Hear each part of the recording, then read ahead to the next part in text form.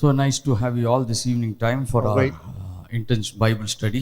உங்கள் யாவரையும் இந்த சாயங்கால வேளை பார்ப்பதில் மிகுந்த சந்தோஷம். இந்த வேத பாடக பகுதிகளுக்குள்ளே வந்ததற்காக சந்தோஷப்படுகிறோம்.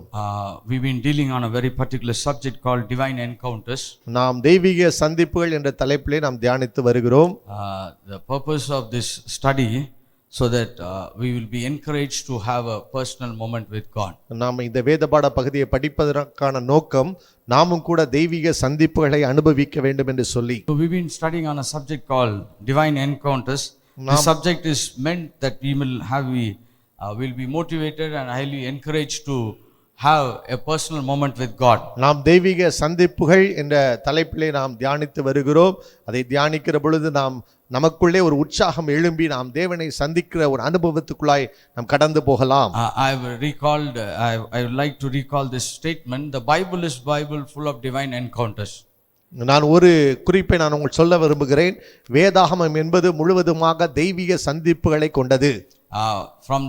From Adam to John in Patmos Island, it was all divine encounters that is recorded with lot of revelation and mysteries of the kingdom of God. ஆதாம் தொடங்கி யோவான் வரைக்கும் பத்மு தீவிலே தெய்வீக சந்திப்புகள் அவர்களுக்கு நிகழ்த்தப்பட்டிருக்கிறது. And through that they gained a lot of mysteries about the kingdom of God. அதி நிமித்தம் அவர்கள் தேவனுடைய ராஜ்யத்தை குறித்து அதிகமாய் அறிந்து கொண்டார்கள். They had a personal understanding about who this wonderful God is. அவர்கள் தனிப்பட்ட விதத்திலே தேவன் யார் என்பதை தெரிந்து கொண்டார்கள். They had that wisdom to understand that how God functions. அவர்களுக்குள்ளே தேவன் எப்படி செயல்படுகிறார் என்கிற ஞானம் வெளிப்பட்டது. So the Bible gives us a lot of information regarding how we can live our good life on this earth. வேதாகமம் என்பது நாம் இந்த உலகத்திலே எப்படி ஒரு நல்ல வாழ்க்கை வாழும் என்பதை கற்றுக் கொடுக்கிறது. I believe the good life means eternal life, the God kind of life, the God given life.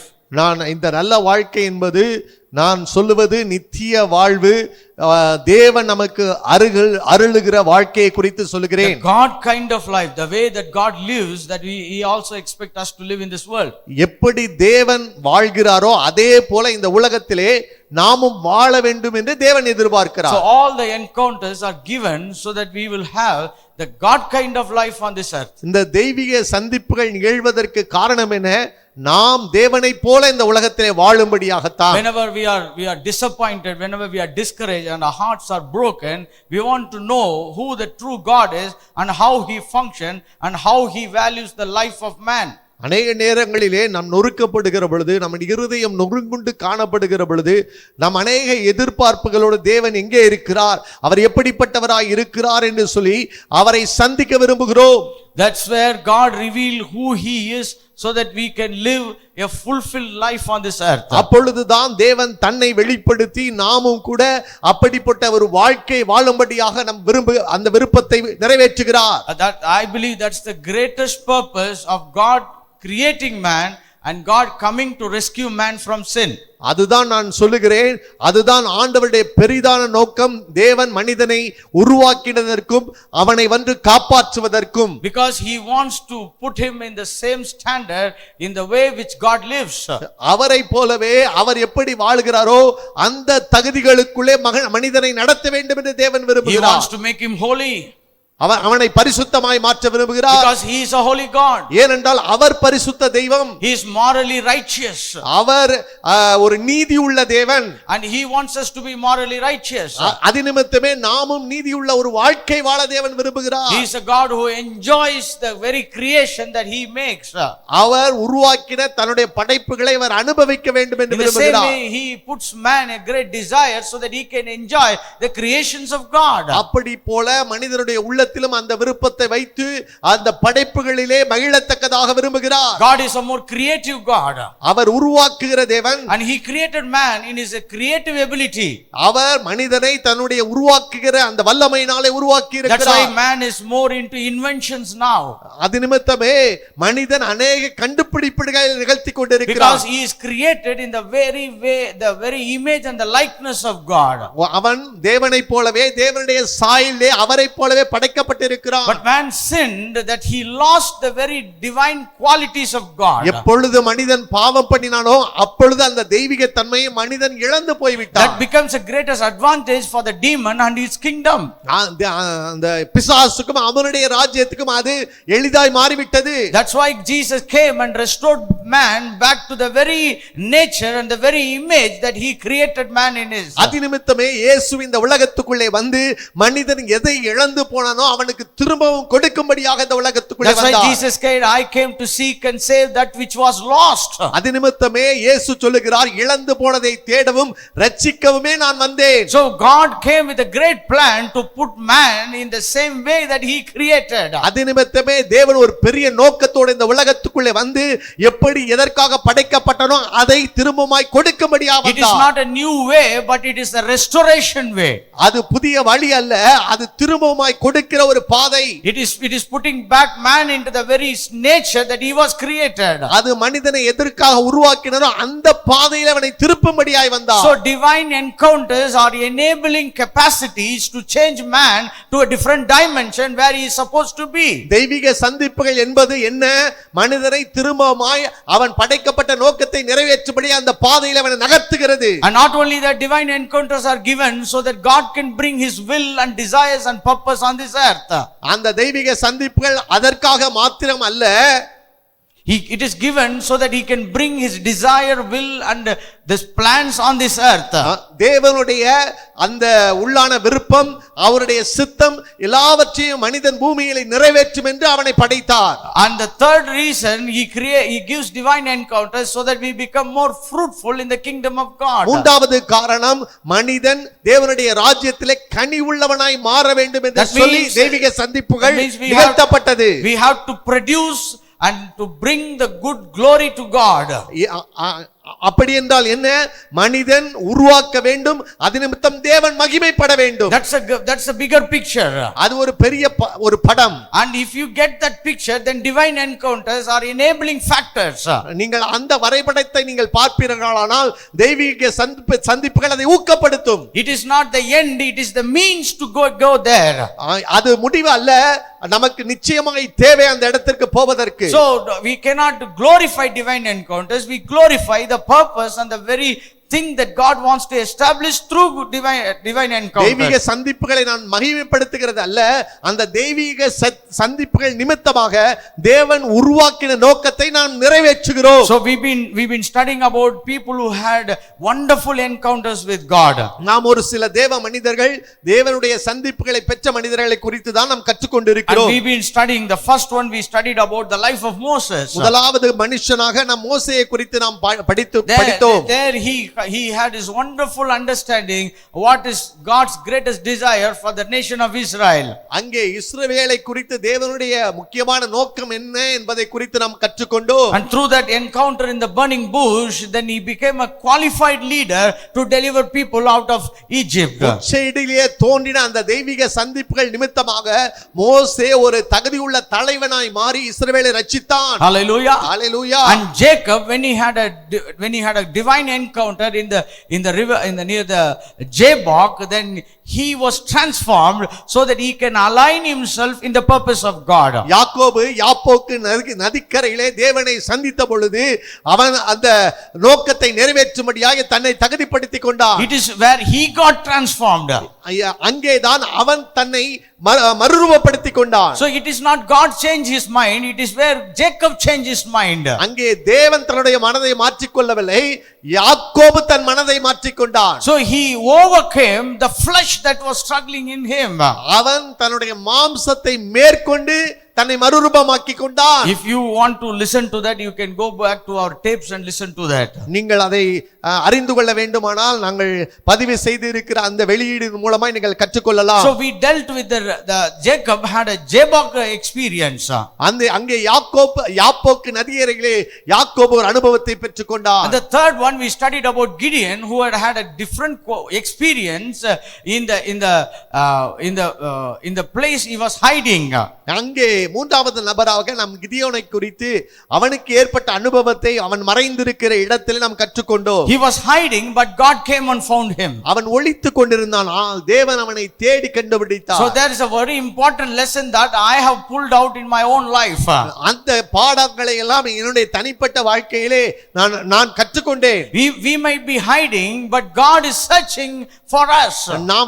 நாம் வேண்டுமானால் ஒளித்துக் கொண்டிருக்கலாம், ஆனால் உங்களை தேவன் தேடிக்கொண்டிருக்கிறார். Because of our inferiority complex, because of our past failures, because of lot of disappointment in our life, we may be hiding from divine patterns and divine establishment, but God comes in search of us. நாம் மன அழுத்தத்தின் நிமித்தமாக இருக்கலாம், இல்லாவிட்டால் சில எனக்கு inferiority complex எல்லாம் இருக்கலாம், அது நிமித்தம் நான் ஒளித்து இருக்கலாம், ஆனாலும் தேவன் இதையெல்லாம் தாண்டி என்னை தேடி வருகிறார். And he gives a great hope for him.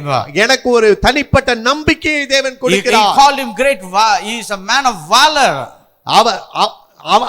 அவன் கிதியோனை பார்த்து அவர் சொல்லுகிறார் பராக்கிரமசாலி என்று But he was a hiding man. ஆனால் அவன் ஒளித்துக் கொண்டிருக்கிறான். But God calls him about the way he has expected him to operate. தேவன் எதை குறித்து அவனை குறித்து நினைக்கிறார் அப்படித்தான் தேவன் அழைக்கிறார். So we've been studying about this lesson with enormous understanding from the lives of people. நாம் இப்படிதான் தெய்வீக சந்திப்புகளை மனிதருடைய வாழ்க்கையிலிருந்து நாம் கற்று வருகிறோம். Today I want to talk about a very important encounter that has happened in the book of Isaiah. இன்றைக்கு ஏசாயா புத்தகத்திலிருந்து ஒரு தெய்வீக சந்திப்புகள் நிகழ்த்தப்பட்டதை குறித்து Isaiah had a very qualified, very thought provoking and life changing experience. ஏசாயா தீர்க்கதரிசி அவருடைய வாழ்க்கையிலே ஒரு தன்னுடைய வாழ்க்கையை மாற்றுகிற ஒரு தெய்வீக சந்திப்புகளை அவன் அடைந்தான். It is in Isaiah chapter 6. ஏசாயா 6வது அதிகாரத்தில் அதை வாசிக்கலாம். It is where he had an encounter about God in his throne room. அவன் சிங்காசனத்தின் அறையிலே அவன் அந்த தெய்வீக சந்திப்புகள் அவனுக்கு நிகழ்த்தப்பட்டது. So we going to pull some lessons from this encounters that is been written, which is been tableted in our hearts.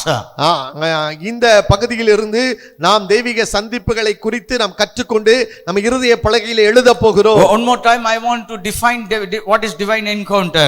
இன்னொரு முறை நான் தெய்வீக சந்திப்புகள் என்றால் என்ன என்ற விளக்கத்தை கொடுக்க விரும்புகிறேன். It is moments with God. அது தேவனோடு கூட இருக்கிற தனிப்பட்ட நேரம். I call it as the brush with Almighty. தேவனோடு கூட உராய்ச்சுகிற ஒரு நேரம். It is where the humanity and divinity comes in contact. அங்கே மனுஷிக தன்மையும் தெய்வீக தன்மையும் ஒன்றை ஒன்று சந்திக்கிறது. It's an awesome experience where our bodies, mind and emotions cannot complement and cannot comprehend. அது ஒரு வித்தியாசமான ஒரு நேரம். அது நம்முடைய ஆத்துமா, சரீரம், ஆவி என்பது அதை புரிந்து கொள்ள முடியாது. In a common English word we call it as an experience out of world.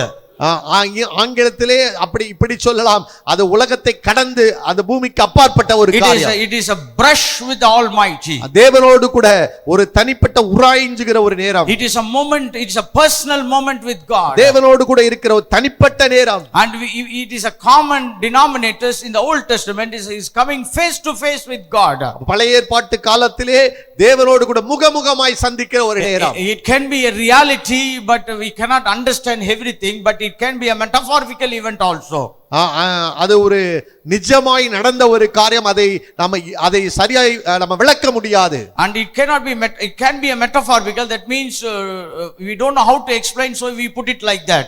நாம் அதை சரியாய் நம்ம விளக்கி சொல்ல முடியாத ஒரு காரியம், அதனால நம்ம அப்படி சொல்லுகிறோம். Sometimes we say it is very nice, but we don't have more words to that. அது நல்ல ஒரு காரியம், ஆனால் அதை விளக்க எனக்கு வார்த்தை இல்லை. So sometimes we go through an experience that is out of world and we are lost with words. நாம் சில வேளைகளிலே இந்த உலகத்துக்கு அப்பாற்பட்ட சில சந்திப்புகள் ஏற்படுகிறது, அதை விளக்க வார்த்தை இல்லாமல் இருக்கிறோம். So we put it as face to face with God. நாம் இப்படி சொல்லுகிறோம், முகமுகமாய் தேவனை சந்தித்து. But I don't want to demean it and want to limit it. It cannot happen. No, it can happen. God can come and meet a person face to face, because Jesus met people face to face. நான் அதை குறைத்து சொல்ல முடியாது. ஏனென்றால் முகமுகமாய் சந்திக்கிற ஒரு காரியம் நிச்சயமாய் நடந்திருக்கிறது. இயேசுவை நாம் சந்திக்க முடியும் என்பதை தான் நான் சொல்ல விரும்புகிறேன். Because he came in the humanity. ஏனென்றால் இயேசு மனுஷ ரூபமாய் இந்த In உலகத்துக்குள்ள Old வந்தார். Testament it is called as theophany, that God appeared in a way that man can know it is God. பழைய ஏற்பாட்டு காலத்தில் தியோஃபிலி என்று அதற்கு பெயரிடுகிறார்கள்.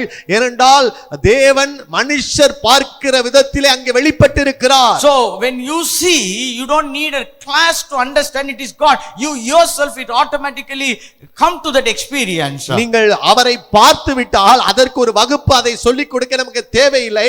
நீங்களே தனிப்பட்ட விதத்தில் அவரை சந்திக்கிறீர்கள். Because it's a moment of experience where you meet the creator. அது தேவன் உருவாக்கினவரை தனிப்பட்ட விதத்திலே சந்திக்கிற ஒரு அனுபவம். Sometimes people say, when I go to heaven, how to identify people? You don't need to identify. You will automatically know, because you are living in the very presence of God. நீங்கள் பரலோகத்தில் போய் எப்படியா மனிதர்களை நான் வந்து கண்டுபிடிக்க முடியும் அப்படின்னு நீங்க நினைக்கிறதல்ல. உங்களுக்கு ஆட்டோமேட்டிக்கா அது தெரியும். ஏனால் தேவனுடைய பிரசன்னம் அப்படி இருக்கும். Because the revelation knowledge will keep on flowing inside of you. வெளிப்பாட்டு வரம் என்பது உங்களுக்குள்ள இருந்து வெளிப்பட்டு கொண்டே இருக்கும். Only in this world we have to break through and we have to get the revelation. இந்த உலகத்தில் வாழுகிற பொழுதுதான் நாம் அந்த வெளிப்பாடுகளை பெற்றுக்கொள்ள பல முயற்சிகள் எடுக்க வேண்டியிருக்கு. But in heaven it is freely available. அங்கே பரலோகத்திலே அது தானாக கொடுக்கப்பட்டிருக்கிறது. It is something that is easily accessible. அது எளிதாய் அங்கே பெற்றுக்கொள்ள முடியும். And you can live in that. அங்கே நீ அப்படி வாழ முடியும். So all through the eternity what we are going to do is we are going to understand God more and more, understand his creation, understand his natures, understand his magnificence. இந்த நித்தியத்தில் வாழ்விலே நாம் அநேக நேரங்களிலே தேவனை இன்னும் அறிந்து கொள்ளத்தக்கதாக, அவர் படைப்புகளை அறிந்து கொள்ளத்தக்கதாக, அவர் நம்மை நடத்துகிற விதங்களை அறிந்து கொள்ளத்தக்கதாக முயற்சி செய்து And one more thing I want to say, God is a personal God. அவர் தனிப்பட்ட விதத்தில் நமக்கு தேவன். That means if you say he is a personal God, then you can personally experience him. அவர் என்னுடைய தேவன் என்று தனிப்பட்ட சொல்லுவீர்களானால் நீங்கள் தனிப்பட்ட விதத்தில் அவரை அனுபவிக்க முடியும். If you cannot experience, then he is not personal. நீங்கள் அவரை தனிப்பட்ட விதத்தில் அனுபவிக்க முடியவில்லை என்றால் அவர் தனிப்பட்ட தேவன் என்று சொல்ல முடியாது. So God can be experienced in your life. நிச்சயமாக தேவனுடைய வாழ்க்கையிலே நீங்கள் அவரை அனுபவிக்க முடியும். When we experience God, we build history in our life. நாம் தேவனை சந்திக்கும் பொழுது வரலாறுகளை நமக்கென்றே உருவாக்கி கொள்ளுகிறோம். We build personal history. நாம் அவரோடு கூட தனிப்பட்ட வரலாறுகளை ஏற்படுத்திக் கொள்ளுகிறோம். That means you come to know who he is, how he operates, and how he processes things and how he evolves things. நாம் அவரை தனிப்பட்ட விதத்தில் அறிந்து கொள்ளுகிற பொழுது அவர் யார், அவர் எப்படிப்பட்டவர், அவருடைய விருப்பங்கள் என்ன, அவர் எப்படி இந்த பூமியிலே காரியங்களை நகர்த்துகிறார் என்பதை நாம் அறிந்து கொள்ள முடியும். Another great thing about encounter is it leaves a demarcated mark in your life. அந்த தெய்வீக சந்திப்புகள் நிகழ்த்தப்படுகிற பொழுது ஒரு நீங்காத ஒரு அடையாளம் உங்கள் வாழ்க்கையில் நிகழ்த்தப்படுகிறது. It is wonderful. அது தனித்துவம் மிகுந்தது. It is glorious. அது மகிமை நிறைந்தது. And it is also scary thing. அது பயப்படுகிற காரியம் கூட. Because when you meet God, those experience changes you completely. அந்த தேவனை சந்திக்கிற பொழுது அந்த அனுபவங்களை தனிப்பட்ட விதத்திலே அருமையாய் மாற்றுகிறது. That's why these encounters are to be handled carefully. அதிநிமித்தமே தெய்வீக சந்திப்புகளை நாம் கவனமாய் பார்க்க வேண்டும். So in that category we want to study Isaiah's life. அந்த ரீதியிலே இன்றைக்கு ஏசாயாவை குறித்து நாம் படிக்க போகிறோம். Let's read chapter 6 verse 1. Isaiah chapter 6 verse 1. ஆறாவது அதிகாரம் 1வது வசனத்தை வாசிப்போம். In the year the king Uzziah died, in the vision I saw the Lord sitting upon a throne, high and lifted up, and the skirts of his train filled the most part of the temple. உசியா ராஜா மரணமடைந்த வருஷத்தில் ஆண்டவர் உயரமும் உன்னதமான சிங்காசனத்தின் மேல் வீற்றிருக்க கண்டேன். அவருடைய வஸ்திர தொங்கலால் தேவாலயம் நிறைந்திருந்தது. If you go for the historical setting of this verse, இந்த வசனத்தில வரலாற்று பின்னணியை நாம் பார்க்கிற பொழுது it is something that is really important to understand this. இந்த காரியங்களை நீங்கள் அறிந்து கொள்வது மிகுந்த அவசியமாய் இருக்கிறது. It is a very profound incident. It happened in the life of Isaiah. ஏசாயா அந்த அவருடைய வாழ்க்கையிலே இது ஒரு முக்கியமான காரியம். But there is some prerequisite or some life that is beyond this verse. இந்த வசனத்துக்கு முன்பாகவே ஏதோ ஒரு தனித்தன்மை அங்கே குறிப்பிடப்பட்டிருக்கிறது. What happened in this verse? இந்த வசனத்தில் நடந்தது என்ன? What is so important when the Bible says King Uzziah died? இங்கே சொல்லப்பட்டிருக்கிறது உசியா மரணமடைந்தான். Uzziah is a very good king. He was ruling Israel for 52 years. உசியா ஒரு நல்ல ராஜா, இஸ்ரவேல் ராஜ்யத்தை ஆண்டு கொண்டிருந்தான் 52 வருஷம். He is a long prolonged king in the kingdom of Israel. இஸ்ரவேலை ஆண்ட ராஜாவை பொறுத்தவரையிலே அவன் 52 வருஷம் நெடுநாளாய் ஆண்டு கொண்டிருந்தான். He started his kingship at the age of 16. அவன் 16 வயதிலே அந்த ராஜாங்கத்தை அரசாள ஆரம்பித்தான். The other name of King Uzziah is Azariah. அவனுடைய மற்றொரு பெயர் அசரியா. It's in 2nd Chronicle chapter 26. இரண்டாவது நாளாகமம் 26வது அதிகாரத்தில் அது குறிப்பிடப்பட்டிருக்கிறது. This is the background of King Uzziah, or in other name called King Azariah. அந்த அசரியா அல்லது அந்த உசியா ராஜாவினுடைய பின்னணி இதுதான். It is in 2nd Chronicle chapter 26. 2 நாளாகமம் 26வது அதிகாரத்தில் அது குறிப்பிடப்பட்டிருக்கிறது. He is a great transformer for the nations of Israel. அந்த இஸ்ரவேல் ராஜ்யத்தை மிகவும் ஒரு புரட்சி ஏற்படுத்திய ஒரு மனிதன். He transformed many spiritual climate of the nations. அந்த தேசத்திலே ஐயா ஆவிக்குரிய ரீதியிலே பல புரட்சிகளை ஏற்படுத்தி இருந்தான். Let's read 2nd Chronicle chapter 26 verse 5. 2 நாளாகமம் 26 அதிகாரம் 5வது வசனத்தை வாசிப்போம். He set himself to seek the Lord in the day of Zechariah, who instructed him in the things of God. As long as he sought, inquired and earned for the Lord, God made him prosper. தேவனுடைய தரிசனங்களில் புத்திமானாய் இருந்த சகரியாவின் நாட்களிலே தேவனை தேட மனது இணங்கி இருந்தான். அவன் கர்த்தரை தேடின நாட்களில் தேவன் அவன் காரியங்களை வாய்க்கச் செய்தார். Then if you read verse 1 in chapter 26, then all the people of Judea took Uzziah, who was 16 years old, and made him king in the place of his father Amaz. அப்பொழுது யூதா ஜனங்கள் எல்லோரும் 16 வயதான உசியாவை அழைத்து வந்து அவனை அவன் தகப்பனாகிய அமத்சியாவின் ஸ்தானத்தில் ராஜாவாக்கினார்கள். And he is a good king. அவன் ஒரு நல்ல ராஜா. Because the Bible says he sought the instructions of the Lord. ஏனென்றால் வேதம் சொல்லுகிறது அவன் தேவன் சொன்ன அந்த நடத்தையில் அவன் இணங்கி இருந்தான். As long as he sought the Lord, that means he inquired and earned for the Lord, God made him prosper. அவன் கர்த்தரை தேடின நாட்களில் எல்லாம் அவன் காரியங்களை தேவன் வாய்க்க செய்தார். We also have a wonderful Tamil song, கர்த்தரை தேடின நாட்கள் எல்லாம் காரியம் வாய்க்க செய்தார். நமக்கு கூட ஒரு அருமையான பாடல் ஃபாதர் அவருடைய பாடல் இருக்குது, கர்த்தரை தேடின நாட்கள் எல்லாம் காரியங்கள் வாய்க்க செய்தார் என்று சொல்லி. It is the life of Uzziah. அது உசியா ராஜாவின் இந்த வாழ்க்கையை வைத்து தான் எழுதப்பட்டிருக்கிறது. He started his kingship, his rulership in the region of Judea from age 16. அவன் இந்த யூதேயா தேசத்தை 16 வயதிலே ஆள ஆரம்பித்தான். And in verse 8 it says the Ammonites paid tribute to Uzziah, and his fame spread abroad even to the borders of Egypt, for he became very strong. அம்மோனியர் 8வது வசனத்திலே அம்மோனியர் உசியாவுக்கு காணிக்கைகளை கொடுத்தார்கள். அவனுடைய கீர்த்தி எகிப்தின் எல்லை மட்டும் எட்டினது. அவன் மிகவும் பலம் கொண்டான் என்று எழுதப்பட்டிருக்கிறது. That means he is a popular king. He was a strong king. அவன் பிரபலமான ஒரு ராஜா, நல்ல பலமுள்ள ராஜாவும் கூட.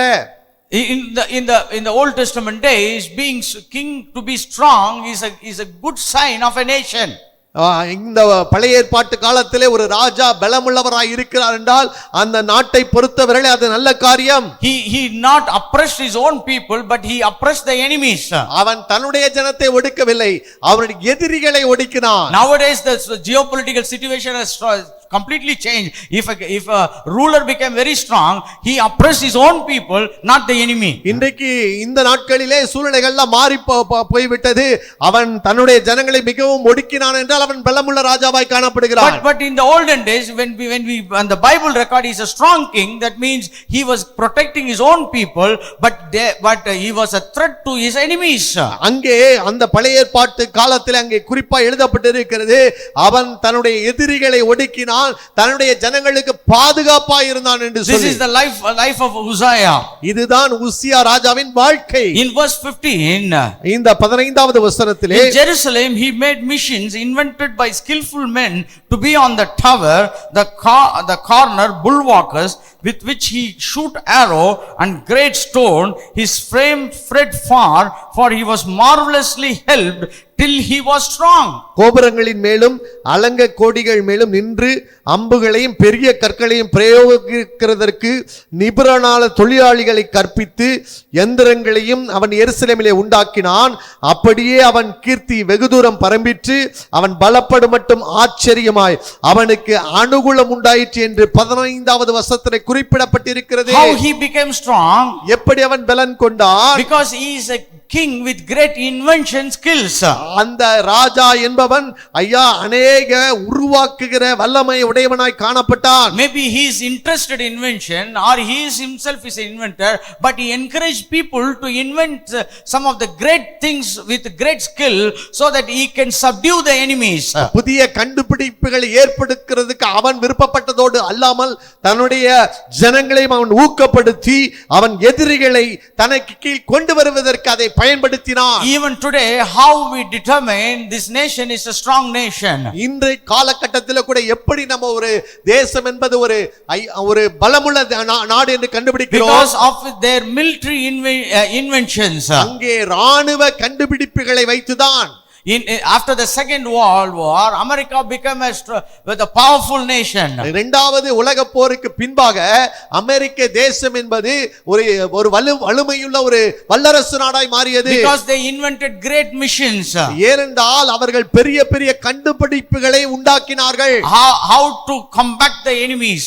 எப்படி தன்னுடைய எதிரி நாடுகளை வீழ்த்த வேண்டும் என்று சொல்லி. Even though they didn't go for war, but when they heard about America is developing such a war missions, people kept quiet and they didn't go to war. அவர்கள் சண்டைக்கு போகவில்லை. ஆனால் எப்பொழுது கேள்விப்பட்டார்களோ இப்படிப்பட்ட பெரிய பெரிய கண்டுபிடிப்புகளை அவர்கள் நிகழ்த்துகிறார்கள் என்று சொல்லி அந்த நிமிஷமே எதிரிகள் அடங்கி போனார்கள். That's the same thing that happened in verse 15. அங்கேயும் 26வது அதிகாரம் 14வது வயசுல அப்படித்தான் நடந்தது. Which to shoot arrows and great stone his fame spread far. அங்கே கோபுரங்கள் மேலும் அலங்க கோடியும் நின்று அம்புகளையும் பெரிய கற்களையும் பிரயோகிக்கிறதற்கு நிபுணரான தொழிலாளிகள் கற்பித்த எந்திரங்களை உண்டாக்கின பொழுது அவர்கள் நின்று போனார்கள். And that means his fame was so spread because of his military equipments. அவன் கீர்த்தி வெகு தூரம் பரம்பிற்று அவனுடைய கண்டுபிடிப்புகள் நிமித்தமாக. You can ask me why the king Uzziah is more important. நீங்கள் கேட்கலாம் ஏன் உசியா இவ்வளவு முக்கியத்துவப்படுத்தப்படுகிறார்? Because the Bible record this history in a same verse. இந்த ஒரே வசனத்தின் அடிப்படையிலே வரலாற்றை அங்க பதிவு செய்து வைத்திருக்கிறது. In Isaiah chapter 6 verse 1 it says when King Uzziah died. ஏசாயா 6:1 இப்படி சொல்லுகிறது, உசியா மரித்த பின்பு. In one verse they put the life of Uzziah there. அங்கே ஒரே ஒரு வசனத்திலே உசியாவின் மொத்த வாழ்க்கையும் குறிப்பிட்டிருக்கிறார்கள். But when we go back to 2nd Chronicles we read how far this king was so popular and so strong and he built his fame all over the world. நீங்கள் 2வது நாளாகமம் 26வது அந்த அதிகாரத்திலே போகிற பொழுதுதான் அந்த உசியா ராஜா என்பவன் எவ்வளவு வலிமையான ராஜாவாய் இருந்தான், அவனுடைய காரியம் என்ன என்பதை அதிகமாய் அறிந்து கொள்ளலாம். That means when Uzziah died something terribly happened to Isaiah. உசியா மரித்த பின்பு ஏதோ ஒரு முக்கியமான சம்பவம் ஏசாயாவின் வாழ்க்கையிலே நிகழ்ந்தது. That means he lost a godly king who was so fearful to God. அப்படி என்றால் ஏசாயா ஒரு தேவனுக்கு பயந்த ஒரு ராஜாவன் அவன் இழந்திருக்கிறான். He lost a great king. அவன் ஒரு பெரிய ராஜாவை இழந்திருக்கிறான். But the death of king of Uzziah is very sad, but we are not going to deal with it now. உசியா ராஜாவின் மரணம் ஒரு பெரிய வருத்தத்திற்குரியது, அதை நாம் இப்பொழுது பார்க்கவில்லை. But he lived a godly life where the whole Judea became a godly nation. அவனுடைய வாழ்க்கையை பொறுத்தவர்கள் அவன் தேவனுக்கு பயந்த ஒரு வாழ்க்கை வாழ்ந்தான்.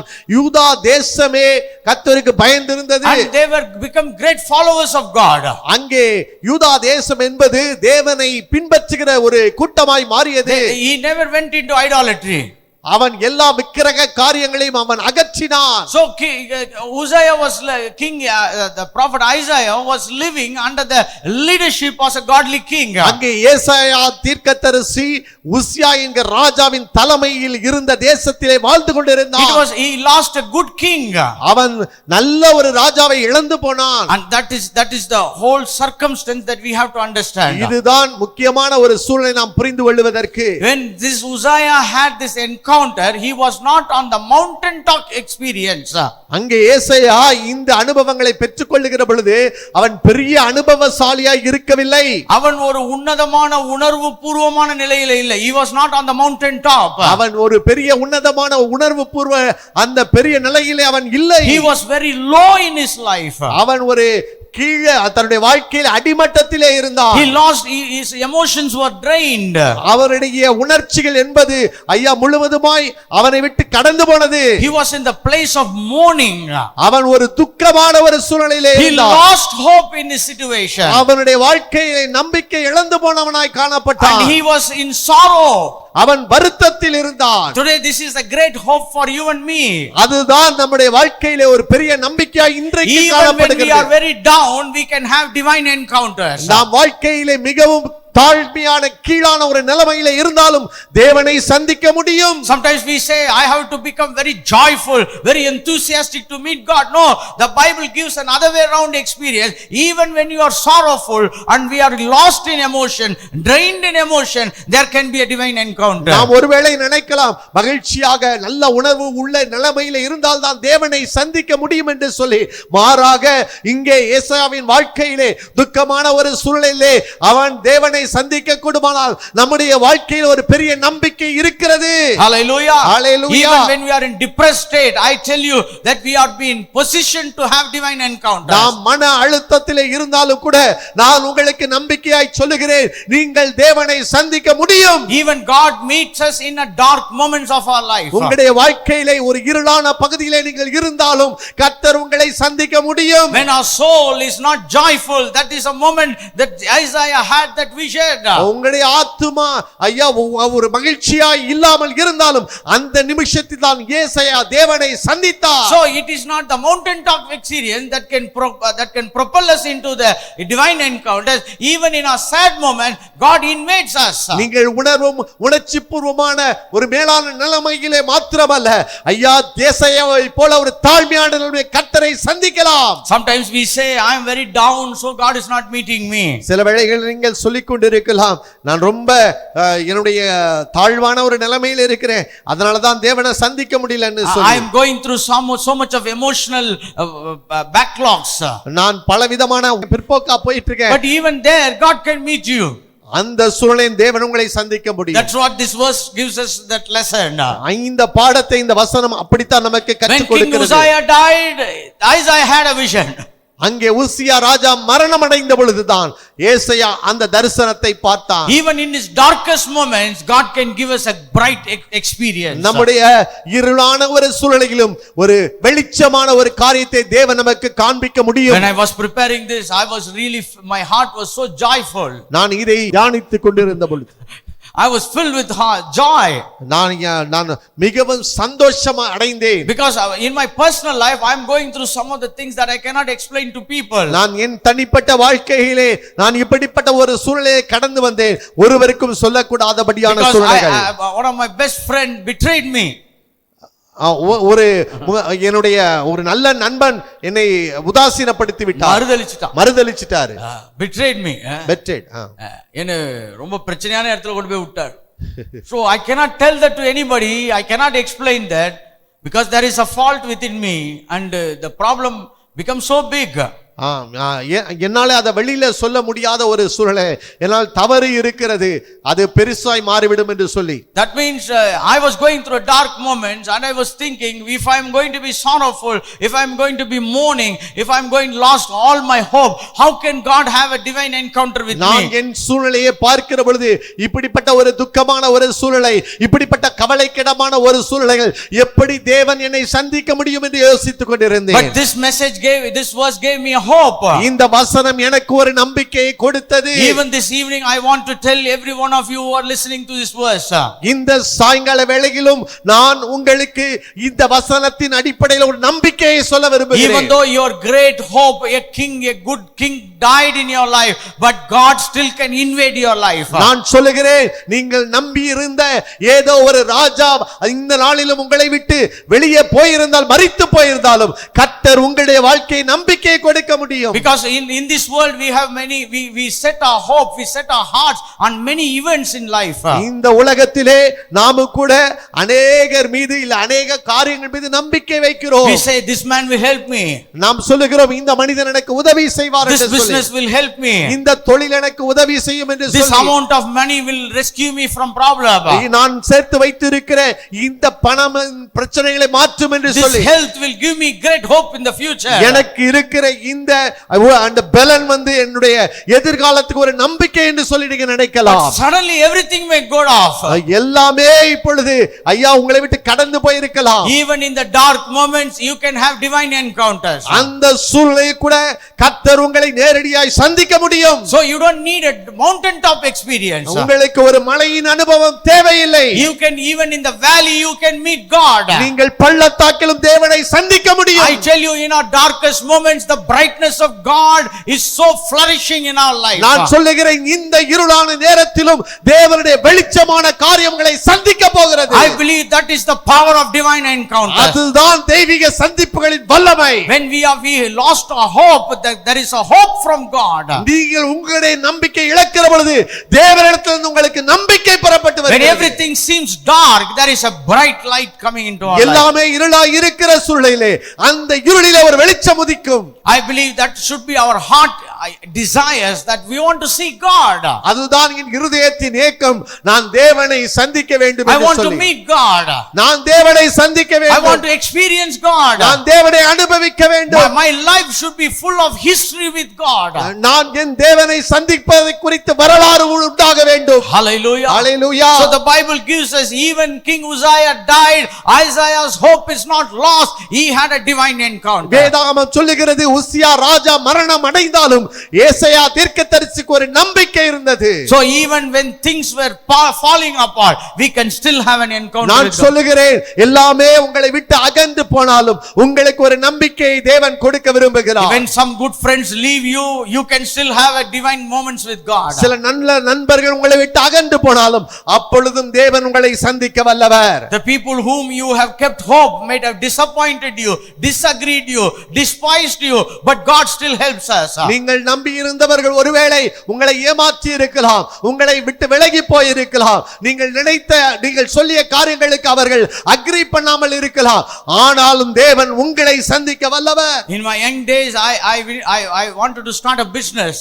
நான் வாலிப வயதிலே ஒரு தொழிலை தொடங்க வேண்டும் என்று விருப்பப்பட்டேன். I deposited lakhs of money. நான் அதிலே லட்சக்கணக்கிலே நான் அதுல டெபாசிட் பண்ணி வச்சிருந்தேன். But suddenly the man who received the deposit died.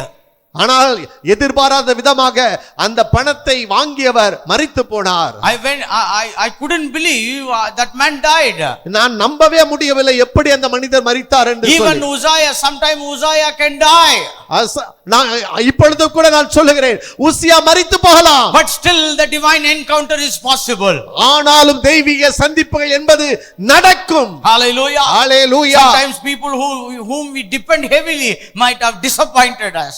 நாம் ஒருவேளை அதிகமாய் நம்பி இருந்த மனிதர்கள் நம்மளை ஏமாற்றி இருக்கலாம். Sometimes people say, I will be with you all the days of your life. சில மனிதர்கள் சொல்லலாம், உங்களுக்கு கடைசி வரைக்கும் நான் கூட இருக்கேங்க. But that's the person that first leave in your life. ஆனால் அவர்தான் முதலாவது நபர் உங்களை விட்டு வெளியே போறார். Don't worry, I will support your ministry. நீங்க வருத்தப்படாதீங்க, உங்க ஊழியத்தை நான் பாத்துக்கிறேன். Later we have to support them. கடைசில நம்ம தான் அவங்களுக்கு உதவி செய்ய So வேண்டியதா life இருக்கும். can be so difficult. நம்முடைய வாழ்க்கை என்பது கஷ்டமான மாறிவிடும். When young people get married, they get married with a great hope. சில வாலிபர்கள் அவர்கள் திருமணம் ஆகிற பொழுது பலவிதமான கனவுகளோடு அவர்கள் இருக்கிறார்கள். They feel like they are going to live in a wonderland.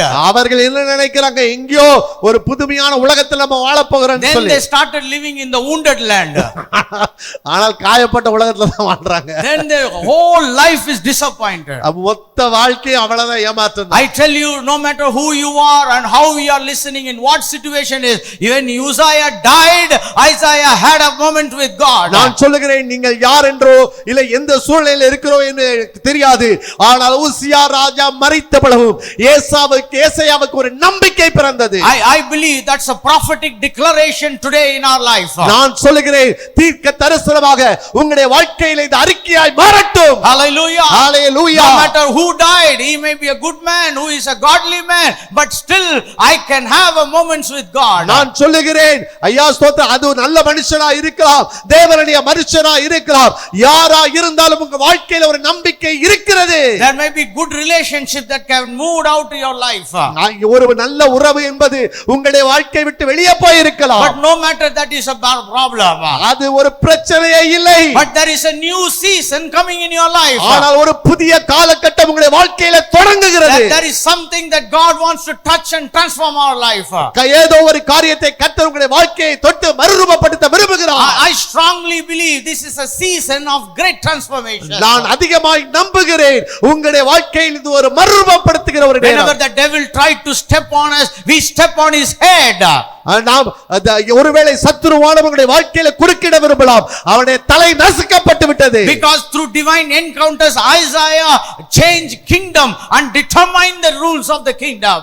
அங்கே தெய்வீக சந்திப்பின் நிமித்தம் ஏசாயா தேவனுடைய ராஜ்யத்தினுடைய காரியங்களை அவன் புரிந்து கொண்டு அதை அவன் ஊக்கப்படுத்தினான். He influenced kingdoms of this nation.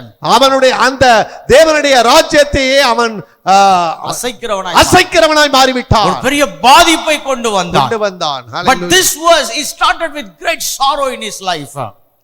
This verse 1 started with great sorrow in his life. ஆனால் இந்த வசனம் ஒன்றை பொறுத்தவரையில் அவனுடைய வாழ்க்கையிலே பெரிய துக்கத்தோடு தொடங்கின ஒரு நேரம். No matter whatever happened, there is a new beginning in our life. நான் சொல்லுகிறேன், உங்களுடைய வாழ்க்கையிலே என்ன நடந்தாலும் ஒரு புதிய துவக்கத்தை கர்த்தர் கொடுக்கிறார். Hallelujah. Hallelujah. There is a new kind of ministry available. ஒரு புதிய ஊழியம் உங்களுக்காக காத்திருக்கிறது. There is a new house available. ஒரு புதிய வீடு உங்களுக்கு காத்திருக்கிறது. There is a new land available. ஒரு புதிய நிலம் என்பது உங்களுக்கு காத்திருக்கிறது. There is a new financial source available. உங்களுக்கென்று ஒரு உதாரத்துமாய் கொடுக்கிற ஒரு ஊற்றை தேவன் திறந்து கொடுக்க போகிறார். There is a new avenues of blessing in your life. ஒரு புதிய ஒரு ஆசீர்வாத ஒரு வாய்க்கால்கள் உங்களுக்கு உண்டாக போகிறது. And I strongly believe we will have a new relationship in this world. நான் ஆழமாய் சொல்லுகிறேன், ஒரு புதிய உறவுகளை தேவன் ஏற்படுத்த விரும்புகிறார். So no matter whatever happened, even though you don't have mountain top experience,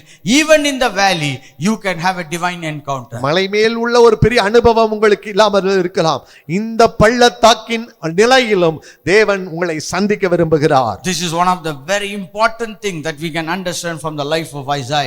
இது ஒரு முக்கியமான காரியம் ஏசாயாவின் வாழ்க்கையிலிருந்து நாம் கற்றுக்கொள்ள வேண்டியது. So I strongly believe that in the coming days we will hope and expect and believe that God to speak in the times of distress and sorrows and losses in our life.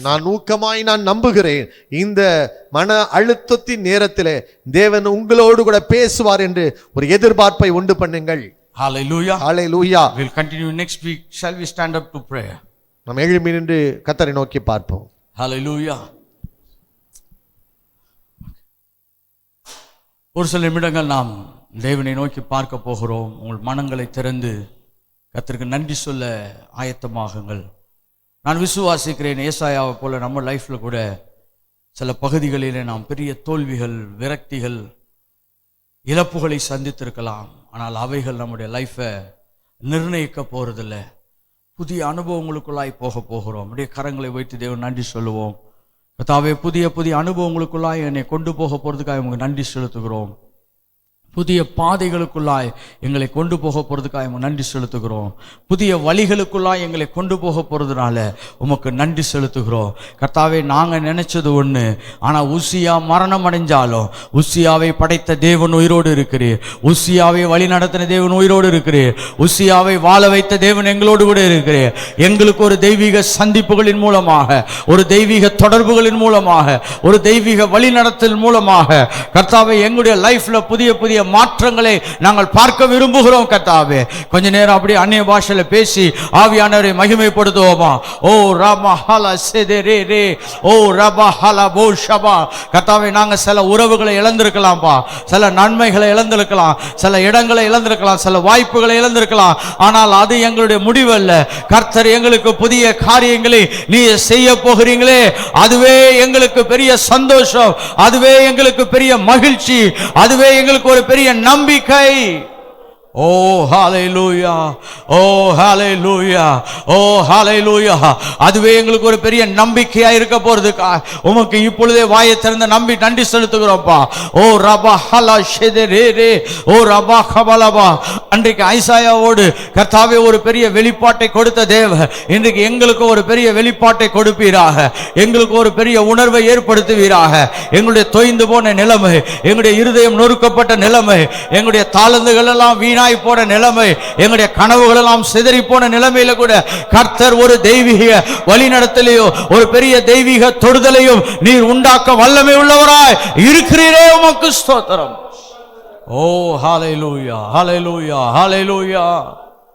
Thank you Father. கர்த்தாவே, நீர் கொண்டு வந்த அருமையான ஒவ்வொரு ஊழியக்காரர்களுக்காய், ஒவ்வொரு தேவ பிள்ளைகளுக்காய் நன்றி செலுத்தும். எங்களுடைய ஊழியங்கள் மேல் உம்முடைய கரம் தங்கி இருப்பதாக, உம்முடைய வழிநடத்துதல் தங்கி இருப்பதாக, உம்முடைய தெய்வீக தீர்மானங்கள் தங்கி இருப்பதாக. கர்த்தாவே, நாங்கள் இன்னும் எழும்பி ஆயிரங்களுக்கு ஆசீர்வாதமாய் இருக்க கர்த்தர் எங்களுக்கு உதவி செய்வீராக என்று இயேசுவின் மூலம் ஜெபிக்கிறோம் நல்ல பிதாவே. ஆமென், ஆமென், ஆமென். Praise God. God bless you. God bless you.